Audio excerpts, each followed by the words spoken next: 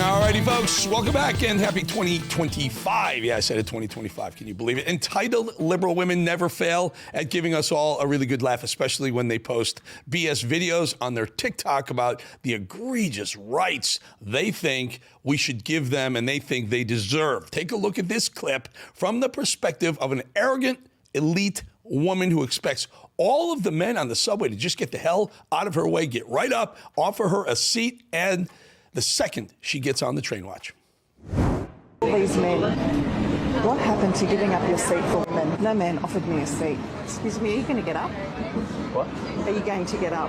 Are you pregnant? No. Are you for equality? Yes. Then fuck off. Oh, now listen, I happen to get up for women on the subway, but you don't demand it. I couldn't have said it better myself if I was that guy. I got plenty more to discuss. So as always, let's react.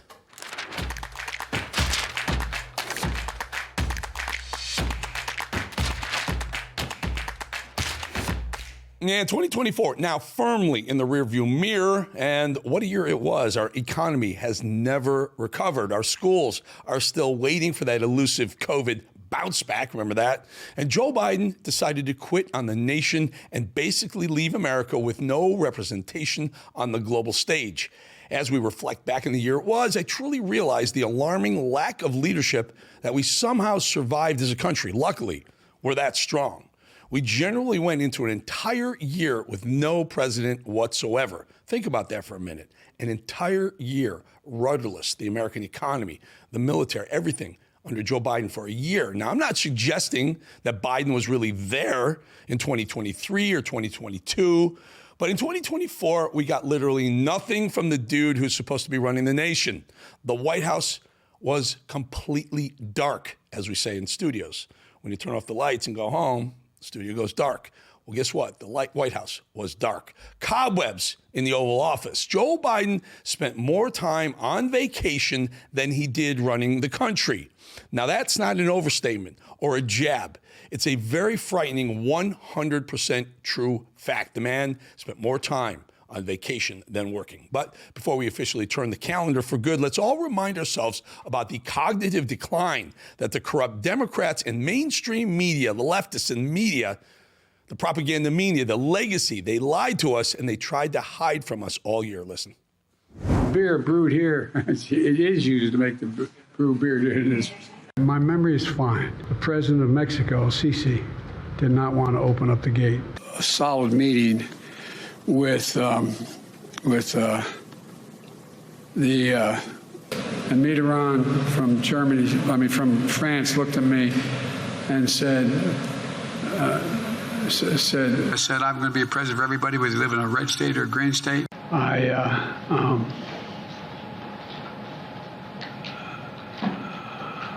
Anyway, I don't want to. And making Roe v. Word. The best way to get something done, if it holds near and dear to you that you like to be able to, anyway, of Putin's kleptocracy, yeah.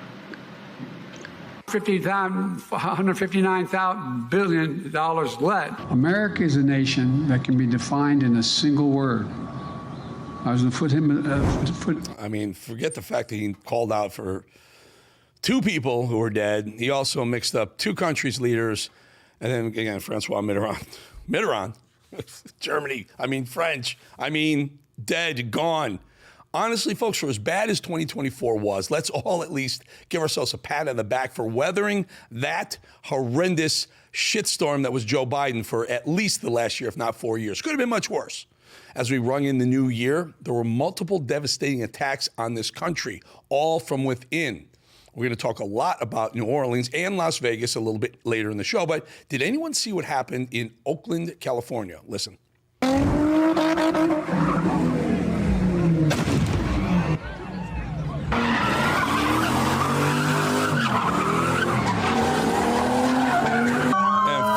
Listening on radio, those are a bunch of donuts. These cars are going spinning dangerously out of control. They're not out of control. They're doing it on purpose. Bunches, hundreds of people, crowds, closely watching, foolishly just standing there, One of the cars actually did spin into a crowd of people. Fortunately, somehow, everyone escaped with their lives. But these sideshows happened all over the city of Oakland, California. And guess how many arrests you think there were? You heard those police cars? How many arrests you think there were in Oakland, California that night? 0. Not a single arrest. In America, we used to take preventative action, some measures. We used to do actually things to defend against a tragedy before it happens. Now, we sit back and wait for tragedy to unfold, and only then do we react. It's got to change, and it's going to change in just 20 days. One single arrest in Oakland would have sent a message to everyone else participating in those ridiculous, dangerous spectacles. Again, fortunately, no lives were lost, but so many very easily could have been. As American leadership continues to turn a blind eye to stupidity, our president is busy rewarding stupidity in his final days in office. Joe Biden is handing out Presidential Citizens Medals to key members of that sham January 6th committee, including the star of the show, Liz Cheney. And let's not forget Congressman Benny Thompson. Again, old Joe Biden refuses to let his mistakes go on silence. His love for this BS committee, that January 6th sham of a committee, is yet another major stain on Biden's horrific presidential resume. His legacy sucks, folks. He's going to go down as the worst president in U.S. history. Biden's giving these corrupt legal thugs medals instead of condemning the gargantuan waste of taxpayer dollars that coincided with every word they spoke. Just another shaking my head moment, I guess, when it comes to old Joe's lame duck weeks. Really has been really, really gross what he's doing. Remember, he's giving away billions of tax dollars. He's giving away billions of dollars to Angola, Africa, to Ukraine. He's given it all away, tried to give away some student loan forgiveness, and now he's giving presidential medals of honor to Liz Cheney. Liz freaking Cheney. Oh, I want to follow up on something we broke down just before the holidays. Kathy Hochul, the governor of New York State, released this ridiculous PR video of her riding the New York City subway system, but she's surrounded by a security detail, of course. She posted a bunch of shameless pictures of her with that fake multiracial subway riders in the background to give some sort of illusion of a safer commute. Of course, anyone with two eyes knows this was all a setup, all for attention. It was a PR stunt. We know that the subway system she supervises is among the most dangerous and filthy commuting options in the country. My follow-up right here may not be a coincidence, since the governor's slimy social media post, just since she put that post out, an innocent woman, we talked about this, innocent woman was literally set on fire on a subway car. A man was pushed into an oncoming train a day later. Another man was slashed in the neck. Tren de Aragua gangs robbed subway riders, and a woman was stabbed in the throat on the subway. Folks, we're not talking about months of incidents here. This all happened in the past few days. Innocent New York City residents, working Americans with no better commuting option, are now risking their lives every single time they take a seat on Kathy Hochul's safe subways. And I'm doing air quotes for those listening on radio. If the subways are so safe, how about this, Kathy Hochul? How about you drop the security detail and the cameramen, by the way, and take the damn subway to and from your office? I don't know. How about for a month? Week's not long enough. How about for a month? That would make more of a statement than your hyper-edited, completely staged Instagram posts. Then again, if Kathy Hochul did that, there's virtually no chance she would emerge unscathed. New Yorkers hate her. New York State hates her. And the gangs and robbers on the subway certainly pick no favorites either. Okay, folks, I got to jump into 2025 talking about our great sponsors. You got to love this company. Got to love their CEO. Got to love the family. Goya, the global conglomerate, the food conglomerate. Goya started in 2021. Goya Cares. It's a global initiative to protect children and educate children on mental health. Goya Cares is providing schools and community centers with a preventative education curriculum and a free assembly that includes the viewing of Goya Cares' Press Pause movie. Press Pause is intended to raise awareness regarding mental health issues, abuse, and bullying among teens, children, and in our communities. Press Pause is an educational film following 15-year-old Sofia Rodriguez as she navigates adolescence, self-doubt, and an abusive relationship amid her parents' turbulent divorce, set within the cultural context of her Hispanic family. The film explores her discomfort with unwanted attention from her uncle and the pressures of maintaining a facade of perfection in high school. It introduces the Press Pause campaign promoting kindness and advocacy, highlighted by Sofia leaving a note saying, "You matter," for a bullied peer. The film encourages open family communication about mental health and culminates in Sofia's transformative realization of her right to seek help through the power of empathy and small acts of kindness. Press Pause displays the importance of being proactive in supporting one's community and underscores the critical importance of self-advocacy. Okay, folks, it's time for today's Truth Bomb. All right, as always, the truth bombs are truthful, unedited, uncensored, but there's a refreshing trend quietly emerging in 2024 and 2025, all due to the election of one Donald John Trump.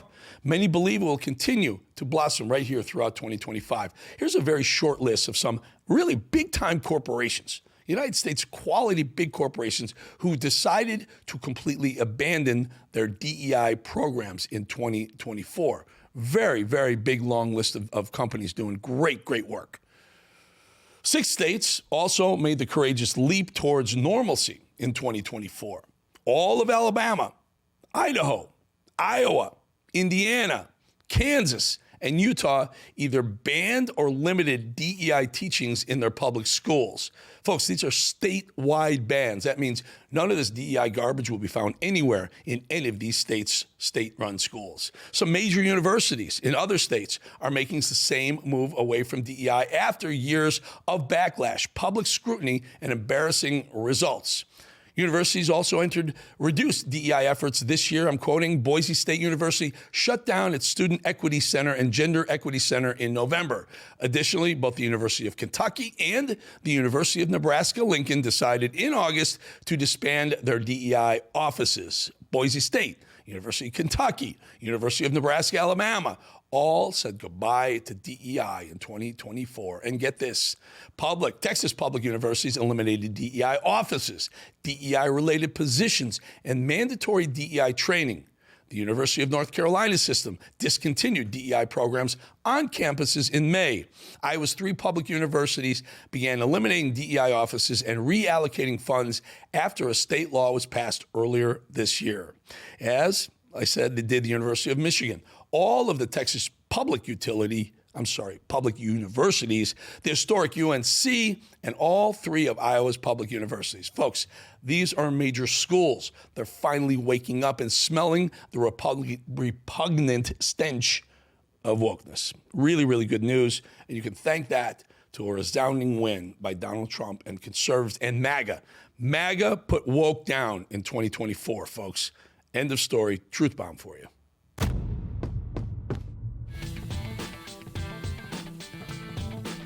Well, folks, this is Joe Biden's America. Unfortunately, less than 24 hours after a terrorist kills at least 15 people, some still struggling for their lives, with his pickup truck in New Orleans, a pro-terrorist march in New York City calling for a global intifada. That means Islamics pushing back against other people. And probably not a coincidence, a Cybertruck exploded outside Trump Hotel in Las Vegas, on the Las Vegas Strip.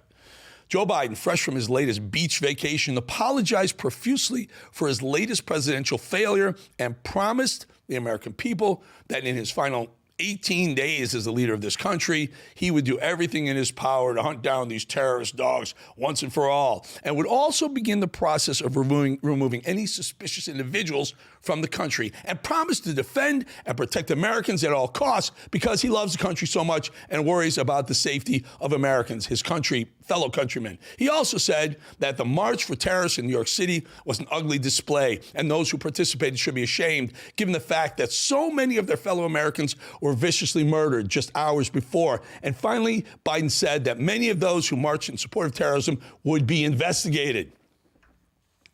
I'm sorry, just kidding. He said none of that. None of that actually happened because Joe Biden doesn't give 2 shits about America. And the fact is that right now, There you go. Thank you. Have you spoken to President Trump? Will you visit New Orleans? Have you spoken to President Trump? Investigated as a terror attack? So Biden makes some stupid comments for a couple of seconds, doesn't answer one freaking question. We have two potential terror attacks. I think they're both terror attacks. One could be fireworks gone wrong. I don't think so. There's just too much coincidence. We'll get into that. But he comes out and makes a couple of comments. People have questions. They want answers from the commander-in-chief. And Biden does what he did for the last 4 years. Just walks away, back of his head, slithers away, shuffles those feet, barely picks them up, gets to go. Biden really hates this country. Let's get into it. How about we start with the fact that we knew something like this was coming. Former CIA agent Sarah Adams warned about this very thing back in June. Listen.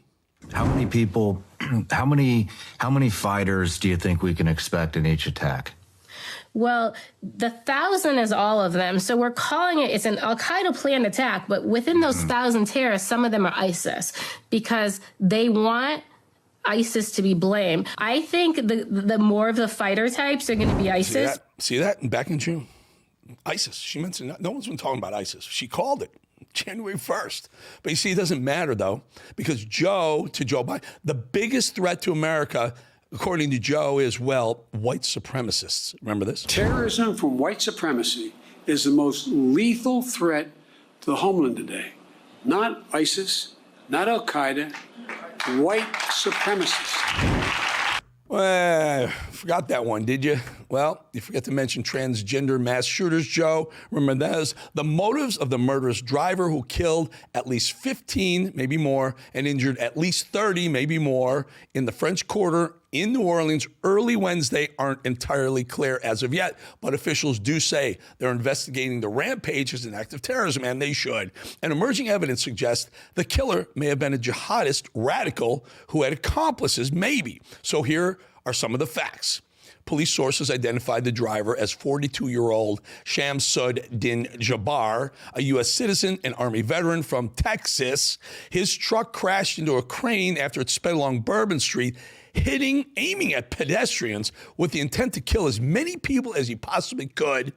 He shot at police from his car, wounded 2 officers, and then was killed in return fire by police. Police also say they found other weapons and improvised explosive devices in the truck and IEDs elsewhere in the French Quarter. And the FBI also says a flag associated with the Islamic State, or ISIS, was found in the vehicle. ISIS is the jihadist group that created a caliphate in Syria and Iraq during the Obama administration until U.S. bombing eliminated its last sanctuary, President Trump's first term, by the way. The FBI also believed that Jabbar did not act alone. There may have been as many as 4 others found on video planting IEDs in other parts of the city. Domestic acts of terrorism inspired from abroad are not uncommon. Last month, a 50-year-old doctor from Saudi Arabia rammed a car into a Christmas market in eastern German town of Magdeburg, killing 5 and wounding dozens. But the possible existence of a broader terror plot raises concerns about other potential attacks, and not just in New Orleans. The city was supposed to host college football Sugar Bowl Wednesday evening. Game was postponed until Thursday. The city will also host the Super Bowl in February. Ooh, that's the big dog, folks. The big dog, Super Bowl, New Orleans. About a month away, month and a couple of days away. Jihadists know big public sporting events are vulnerable. But one thing is clear here, very, very clear here, and it's that the forces of Islamic radicalism haven't gone away. They're still looking for weaknesses to exploit for their mass murder, and our homeland is not safe from these foreign-influenced or planned attacks. Oh, and the driver of that Cybertruck that exploded just outside of the Trump Hotel in Las Vegas, 37-year-old Matthew Levelsberger, an intelligence manager and Green Beret veteran, 2 American veterans radicalized to commit acts of terror on the same day, rented trucks from the very same place.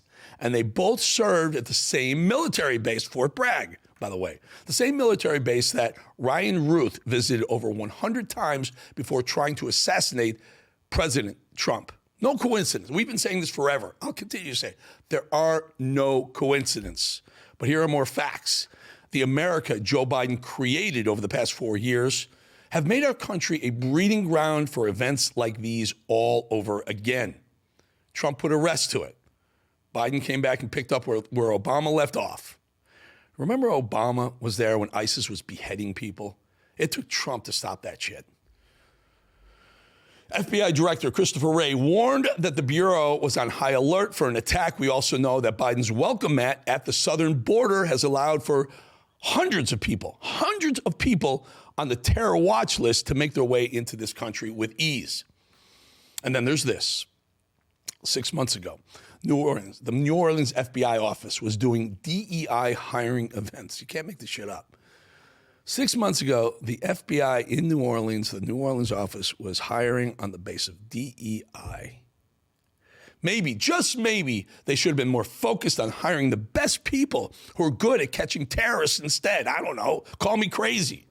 Hiring solely to increase diversity is a threat to national security for everyone. Another Biden gift to America.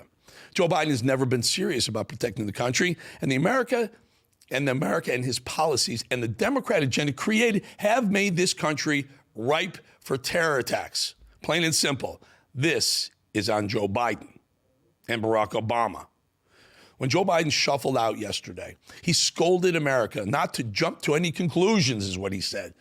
Well, what conclusions would those be, old Joe? You mean the facts? The fact is, this was an act of terrorism. There was an ISIS flag on the truck, and that makes it the kind of terrorism that makes Joe and his comrades uncomfortable.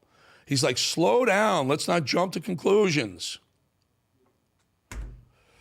It's the kind of terrorism that somehow makes the left protect those who perpetrate these violent acts more than they want to protect the victims of it. Think about it. In the days after October 7th, the massacre in Israel, which included American citizens, by the way, Joe Biden and his entire administration expressed concern over rising Islamophobia. Not the people who were killed or the hostages. He was worried about rising Islamophobia in America. But he said far less about the obvious rising anti-Semitism, the obvious rise of violence against Jews. But that's perfectly in line with the Democrat Party and the Democrat mantra of protecting and defending the rights of villains over the rights of those they hurt or kill. But now, with the rising threat of radical Islam, watch them, listen to them. As Americans become more vigilant in the face of it, and as we finally get a president back in the White House who actually takes those things seriously, they'll sling that word around. Watch what happens. Islamophobia will be Webster's word of the year in 2025. Watch. The party of race just can't help it, can they, those Democrats? But we stand our ground. Protecting America and Americans, as it should be the highest priority on the list. Racism exists, folks. Let's be honest. As do many other bad things and many other bad isms. But the phobias the left drones on and on about are phony. Or they exaggerate them to make the point. They exist only to intimidate people on the other side into silence. Modern progressives will take any opportunity to attack conservative views. A term like Islamophobia, just another handy tool in their arsenal. No one's afraid of Islam, per se, which is what the word Islamophobia implies. But many people do fear becoming the victims of Islamic terrorism. They're afraid of being killed in their homes or their offices or on a freaking street on New Year's Day in New Orleans celebrating. They're afraid of that. They're afraid of jihadists, wide-eyed jihadists. They're afraid of car bombs and guys shouting Allahu Akbar while filming themselves slaughtering innocent people. It's rational to be afraid of Islamic terror. It's understandable to be angry about the World Trade Center, the Boston Marathon, the Orlando nightclub bombing, shooting, New Orleans. The list goes on and on. It isn't wrong to be angry at the people who live and live streamed the slaughter of entire families on October 7th. They live streamed the murders. It was a terror attack. It isn't a phobia to fear and be angry about senseless death delivered in the name of their God, because my God would never oversee that. But doing so is classified very differently. To be mad about that, well, that's Islamophobia to the left. Right now, the Houston Mosque, possibly attended by the New Orleans terrorist guy, has advised its members not to cooperate with the FBI without consulting CARE. That's the Council of American Islamic Relations. It's a group with radical ties. In fact, they were named a co-conspirator in the World Trade Center bombing, CARE was. And this group, this Houston mosque where this terrorist allegedly prayed at, this is what they're telling their people. Quote, "It's crucial that we stand united at this time. Don't cooperate with the cops." It doesn't sound at all like any kind of people who are trying to be American, supporting the country they're living in, does it? It sounds more like a group trying to be very hard to defend their own interests, which distinctly conflict with ours. And it's not Islamophobic to point that out. It's simply fact. And look at these people. These people that we're showing right now on the screen, if you're not watching, it's in Manhattan. It's a group of protesters. Hours after the New Orleans attack, just hours, still bodies laying in the street in New Orleans because they had to leave them there for evidence. They were still in the street when this was going on. This group of knuckleheads, these morons in Manhattan, they're chanting, "Globalize the Intifada." Globalize the Intifada. Just hours after we all got to see what globalizing the Intifada looks like in New Orleans and likely Las Vegas, these people are calling for more terrorism. I'm against whatever that is being okay with in my country. Whatever they're doing, I'm against that. And that's not Islamophobic to point out. It's fact. We're living in dangerous times, perpetuated by the Biden presidency with Obama's help. Some things aren't okay anymore. You know what? Deport terrorist sympathizers. Yeah, deport the terrorists or throw them in jail, but deport the freaking sympathizers too. The whole lot of them. Just get rid of them. It's not Islamophobic to say that. It's called America First. And the Democrats should try it out sometime.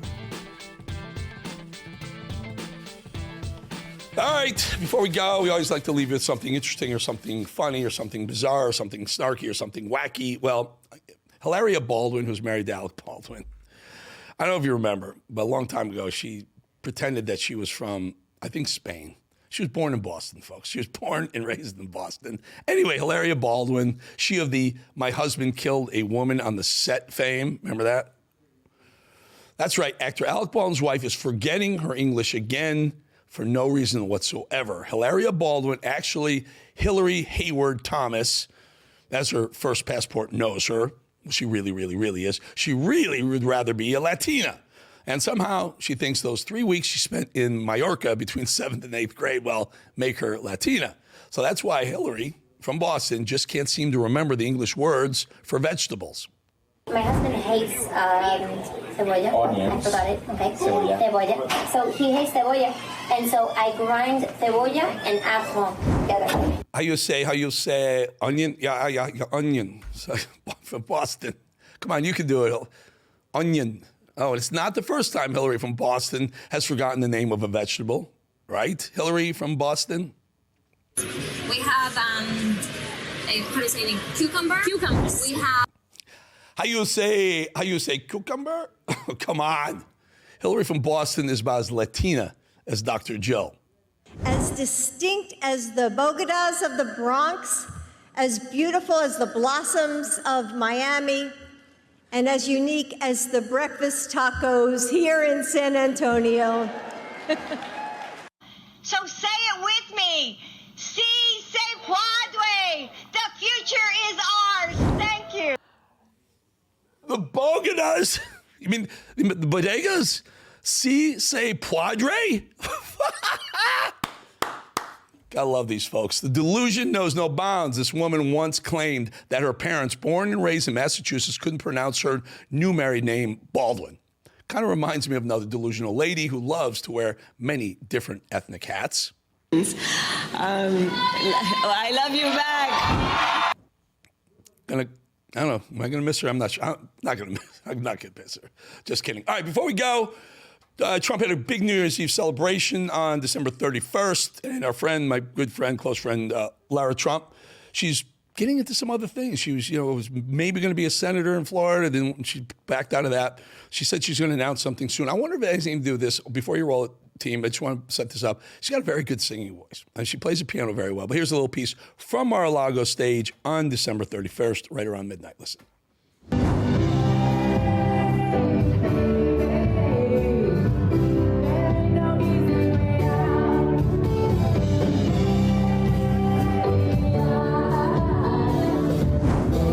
Nah, it was really pretty good. I talked to Laura this morning. I said, do you mind if I roll that? She said, absolutely. Let it roll, folks. Have a great day. It's Thursday. We'll see you tomorrow, Friday. Anything breaks overnight, we'll get it up on the screen as well. Good night, everyone. Bolling out.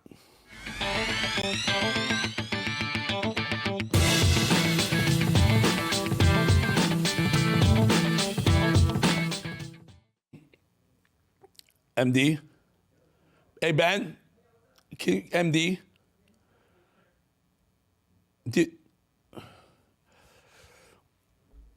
On that truth bomb, did they show the pictures of any of those companies?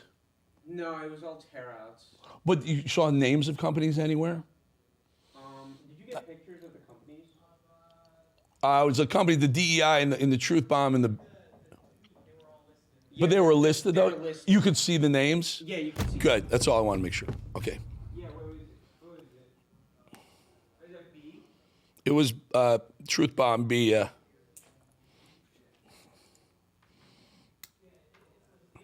Okay. No, that's fine. I just, because I didn't name them and I didn't have it ready. I was going to read them if I had it, but I didn't have it. So I just want to make sure. I said there's some big companies. Yeah, Ford, great. Perfect.